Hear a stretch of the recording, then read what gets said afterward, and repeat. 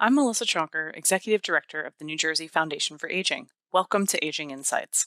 In our last two episodes, we spoke with experts about the long-term and lasting impacts of COVID-19. And something that kept coming up is concerns about social connectedness and how we can stay in touch with our family, friends, and community during the pandemic. So we thought we'd explore that a little bit more. Today, I'm joined by Allison Thomas Cottingham, an associate professor at Rider University and a researcher with Sabre 88, to talk more about social connectedness and the negative impact that social isolation can have on all of us. I'll also be joined by Karen Alexander with NJ Tip to talk about how providers had to adapt and rethink access and mobility for individuals in their communities.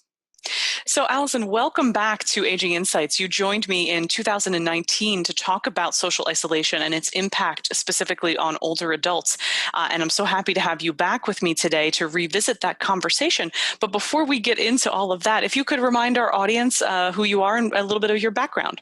I am an associate professor in the Department of Psychology at Rider University in Lawrenceville. I'm also a principal investigator at Sabre 88 in Newark, New Jersey. You do bring such a wealth of knowledge with you, and that's why I'm so grateful that you had time to join us for this conversation.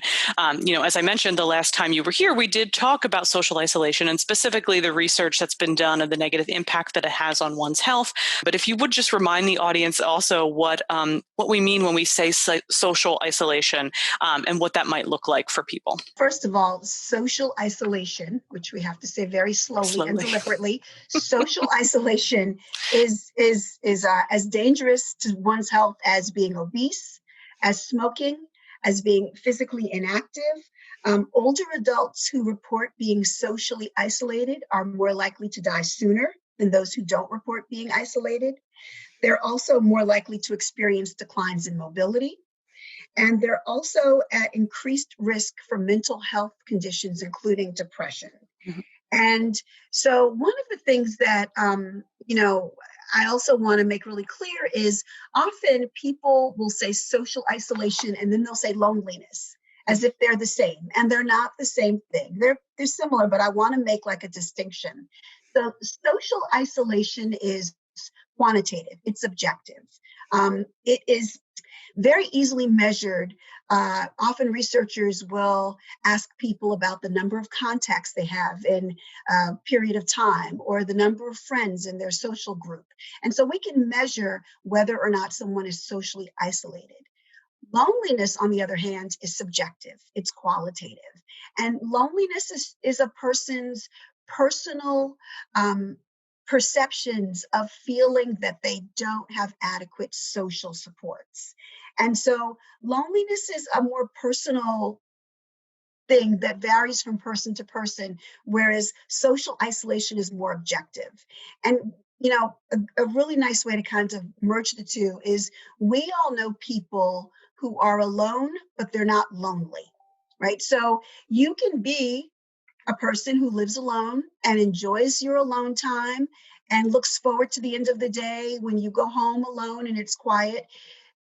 Being alone is not the same as being lonely. So there are people who can be alone and they're not lonely.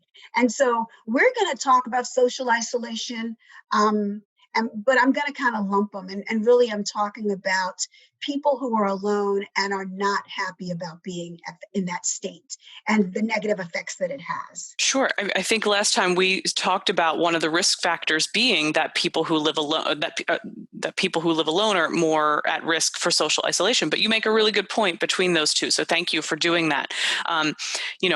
As I said at the open of this, COVID-19 has had a great impact on this issue in general, and we've heard it talked about in mainstream media where people didn't talk about isolation before or that lack of social connectedness. So how or why has this become a greater issue because of this? So we are now at a point in time where we're dealing with sheltering in place. We're dealing with people who are quarantined. And so I feel like now more people have an understanding of what it's like to be socially isolated.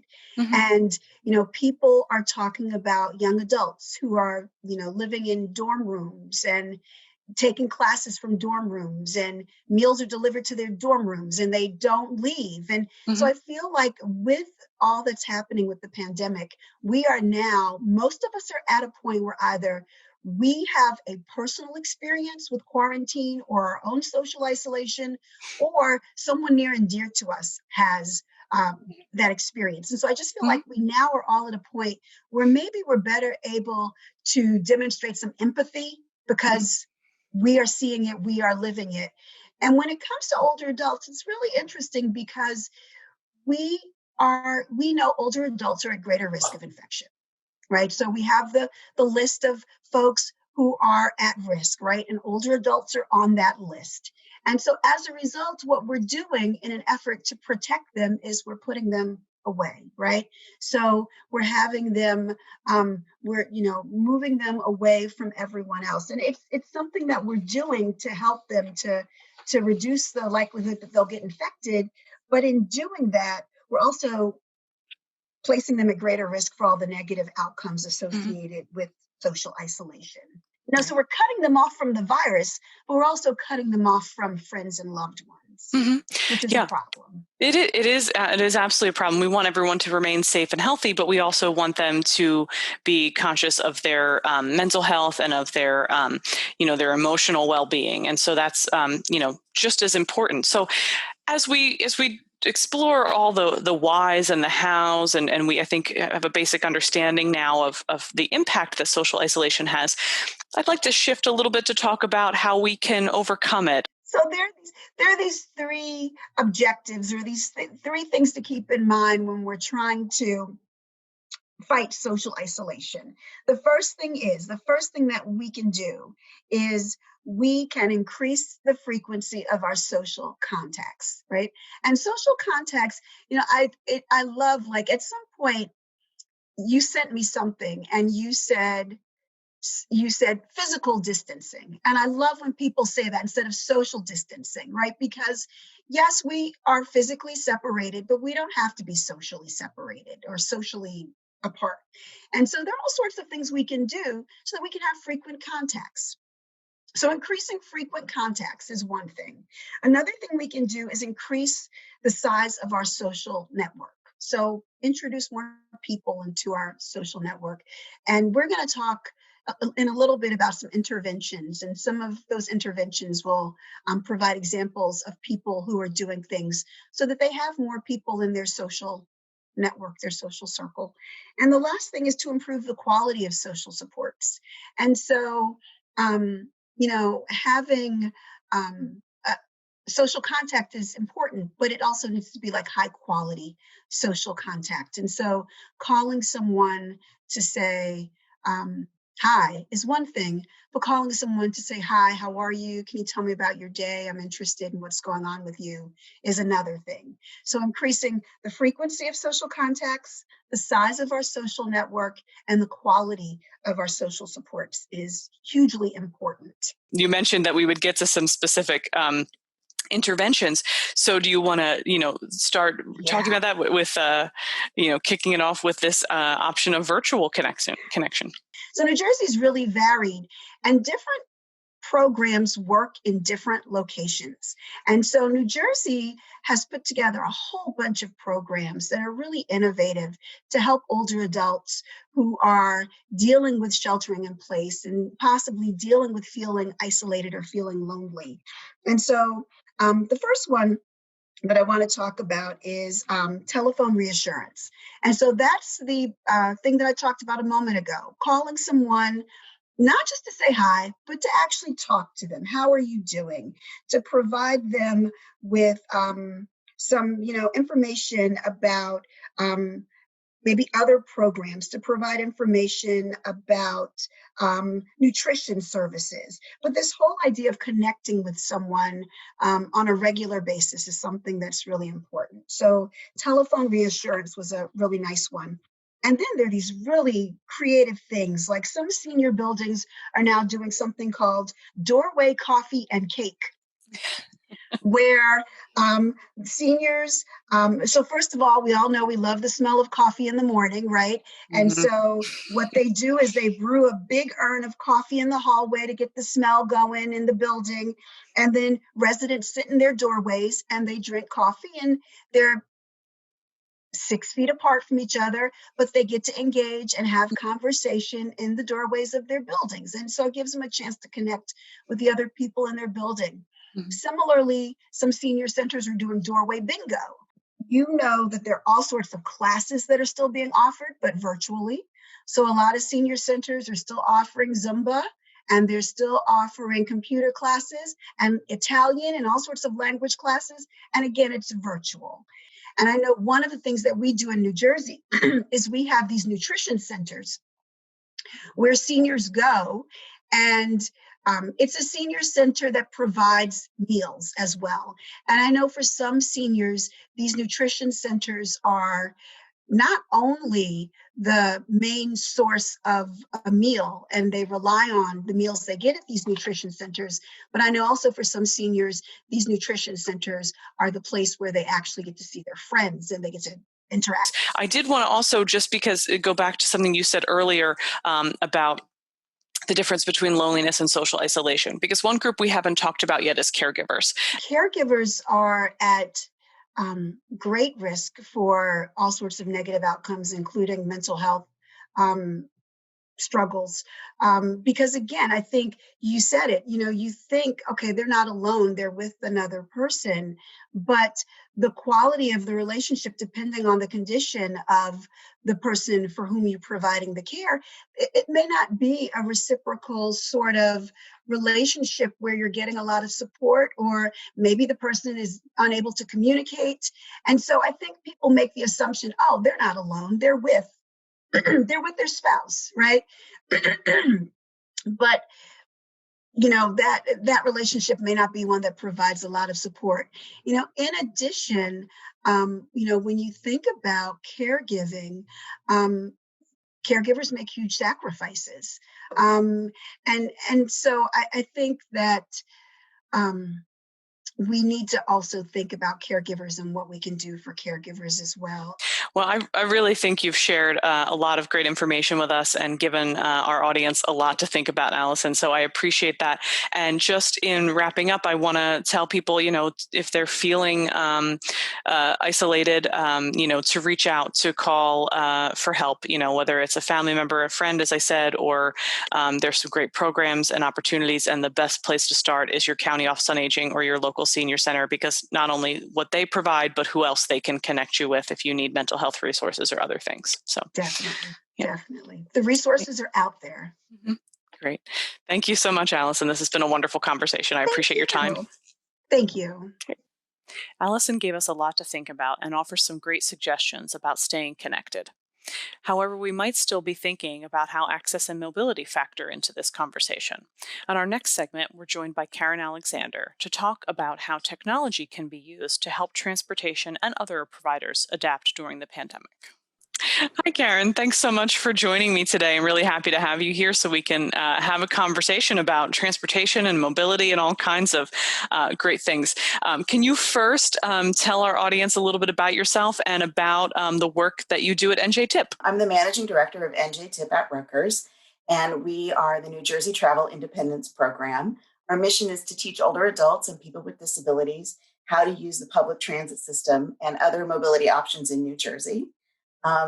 We've been part of Rutgers for the last 7 years, but the program started in 2005 with a pilot that New Jersey Transit sponsored to see if there were folks who were on the Access Link system who might be able to use the fixed route system if they had the right training and coaching.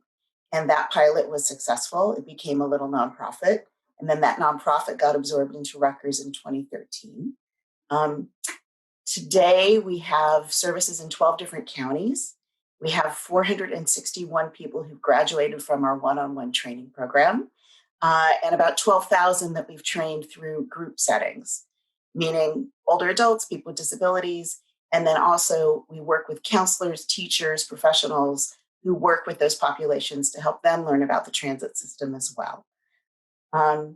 And in 2017, we did a follow-up with our graduates, and the 55 people who graduated that year, we found that 88% had used transit after we completed training with them, and about 55% a year later reported that they'd used a bus or a train or a route beyond what we trained them on. Wow. That they figured that out independently based on the Right. training they got from us. Right. So we're really proud of that in terms of really increasing the independence and mobility and opportunity for the people that we serve. Yeah. And so we know that obviously COVID-19 has probably thrown a wrench in that plan. And so how has your team been operating and responding since COVID, and what options are there for travel training at the moment? So like everyone else, the world turned upside down for NJTIP in March. And we quickly adapted to a remote and virtual training model. Some of the nonprofit folks that I talked to in New Jersey used the phrase, the future came faster.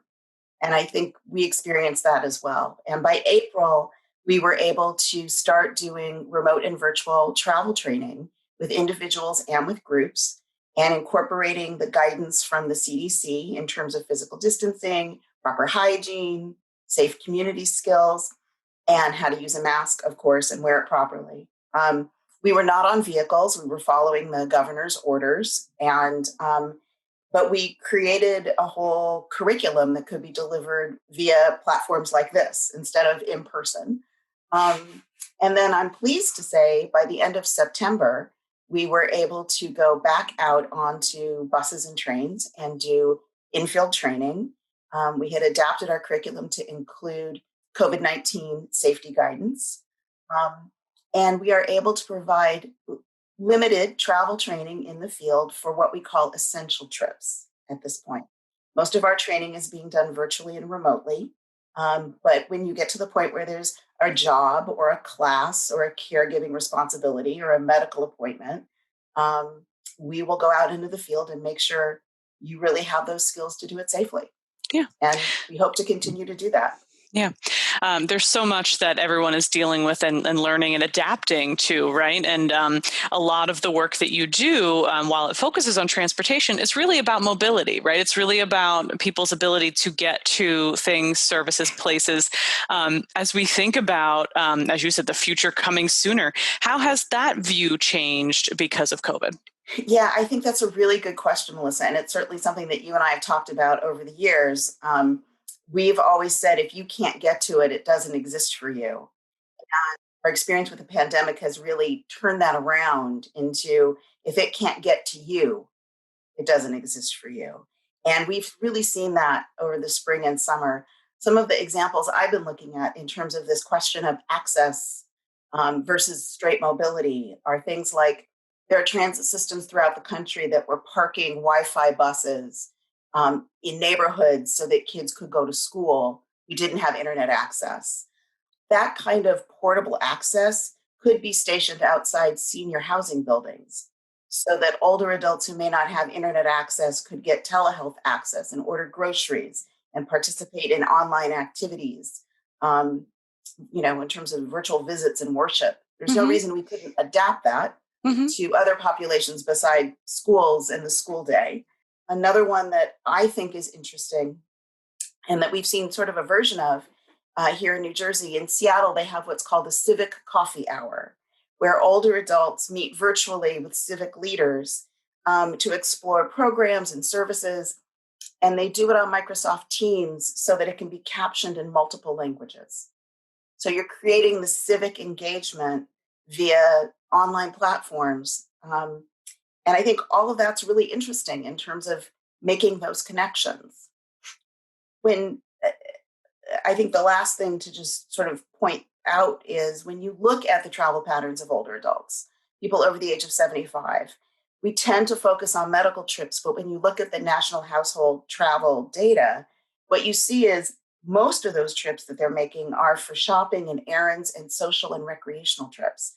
And that's, it sounds like technology has played a major role in a lot of these things. And how can we anticipate that will continue to help people not only, as you said, get the things they need, like groceries and things, but also that medical care and social interaction as well? Yeah, I think, part of it is we can start with making the internet more affordable so that mobility substitutes are more in the reach of people in terms of trying to meet those underlying needs for healthy food and visiting with friends and, getting the right medical care when they need it. And I think, you know, technology is changing really rapidly, and it's changing in ways that also affect older adults. There was an article in the Wall Street Journal a couple of weeks ago called 25 Ways 2020 Changed How We Use Technology Forever. And some of the things that jumped out to me was that Zoom calls went from 10 million per day in December to 300 million per day by March. Wow. So a 30-fold increase. Wow. The American Psychiatric Association reported that pre-pandemic, patients used telehealth 2% of the time. By summer, it was almost 85% of the time. And you look at things like online grocery sales that went from 1.2 billion in June to 7.2 billion by June of 2020, a 600% increase, right? Yeah. So all of this technology is happening and is being promulgated, but we have really ageist assumptions about technology use and adoption. And I think we really have to challenge that. The Pew Charitable Trust released some stats from 2019 that showed 91% of people over the age of 65 have a mobile phone. And that's not always a smartphone. Right. 91% have a mobile phone and 73% use the internet. So we have this preconceived notion that this is very out of reach. And while it is out of reach for some older adults, a big part of the cohort actually has access. And we have to be real, doing it virtually is not the same as doing it in person. It's different. But one senior I recently spoke to at a coffee hour that was being held by Westwood, age-friendly Westwood, talked about going to a 1-year-old's birthday party and going to an 80th wedding anniversary celebration. We made her repeat it on another continent, with family on the continent. And another described sitting Shiva with a friend who'd lost her spouse. And the friend lives much further away than she would ever be able to go and actually do that in person. So, I have this suspicion, and I work at Rutgers. It's a research institution. This is just a gut feeling that many seniors' first experience with Zoom may have been Easter or Passover. And when you think about it, there was a specific need, there was a high level of motivation, and there was probably intergenerational support to help make that happen. Yeah. And we have to look for those features. Once the technology bridge is built, the transportation isn't a barrier anymore.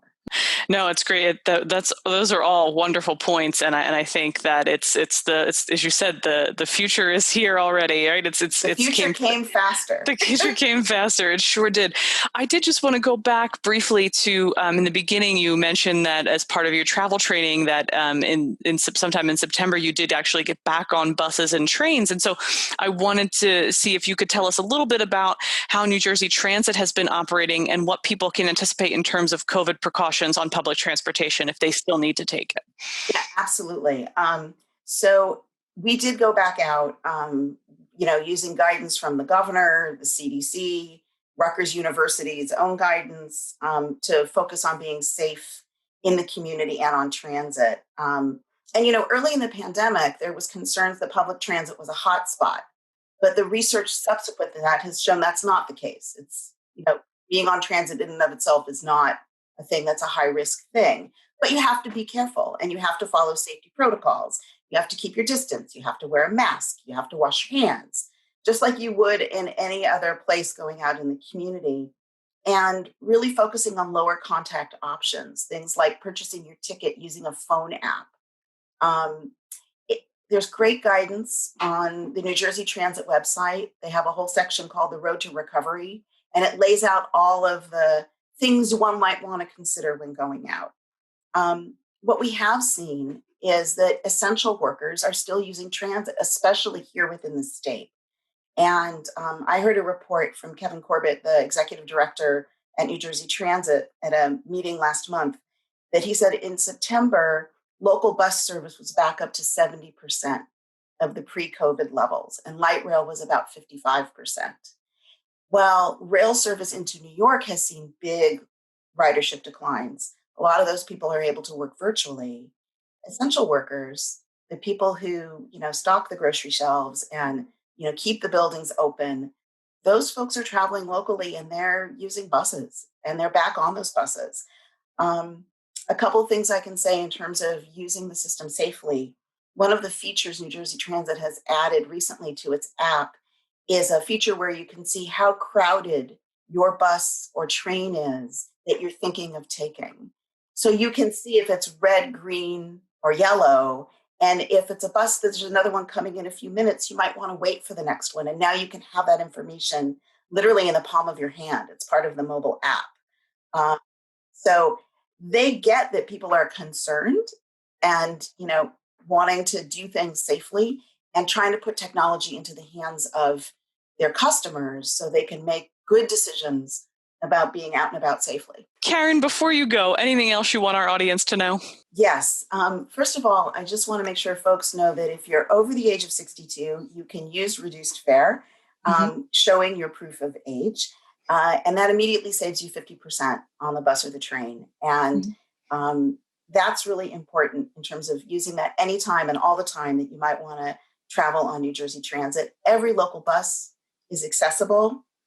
95% of the light rail is accessible. Every train is accessible. And about half of the train stations are accessible. So there's good reason to go and try to use that. And another sort of piece I just want to share is in August, our governor signed a piece of legislation that makes anyone who has Access Link automatically eligible for that reduced fare benefit. Of course, NJTIP, given what we do for a living, we're happy and eager to help folks who may want some coaching or advice on how to use that. By all means, to contact us. Yeah.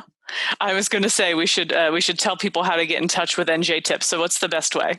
Sure. Our website is njtip.rutgers, RUTGERS.edu. And we actually have a referral form right on the website if you're interested in learning more about what we do. And we do have a phone number, even in these days. The phones are forwarded, and that's 848-932-4499. Great. Melissa, thank you. Thank you, Karen. This has been wonderful.